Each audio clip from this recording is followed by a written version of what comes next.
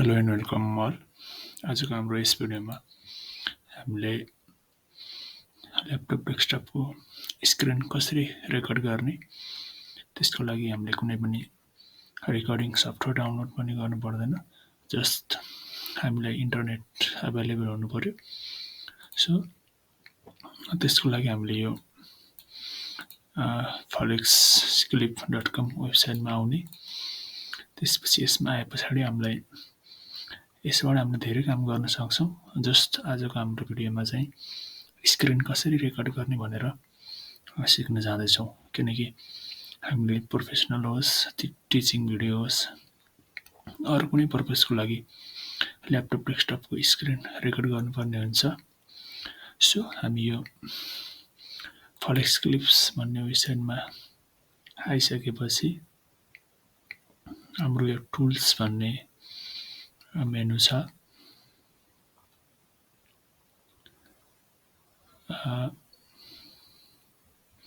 यो हाम्रो टुल्स भन्ने मेनुमा यसमा टेम्प्लेट्स, क्रिएट, एआई अनि टुल्स लर्न भन्ने छ। यो हाम्रो टुल्स भन्ने मेनुमा चाहिँ धेरै खालको अप्सनहरू दिएको छ।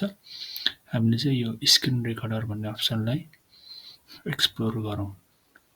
सो म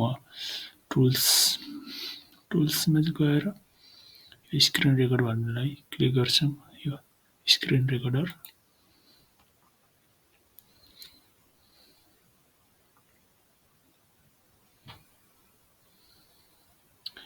अनि हाम्रो यस्तो इन्टरफेस आउँछ।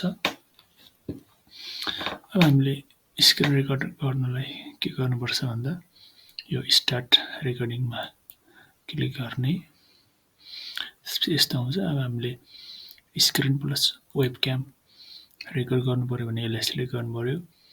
स्क्रिन मात्रै गर्नु पर्यो भने स्क्रिन ओन्लीलाई सिलेक्ट गर्नु पर्यो। अनि वेबक्याम मात्रै गर्नु पर्यो भने वेबक्यामलाई मात्र सिलेक्ट गर्नु पर्यो। अहिले मैले स्क्रिन ओन्ली मात्रै गर्छु अनि नेक्स्ट स्टेपमा क्लिक गर्छु। त्यसपछि हामीले यो कुन माइक्रोफोन सिस्टमको माइक्रोफोन केसको माइक्रोफोन युज गर्ने भनेर सिलेक्ट हुन्छ। अनि मैले स्टार्ट रेकर्डिङ गर्छु।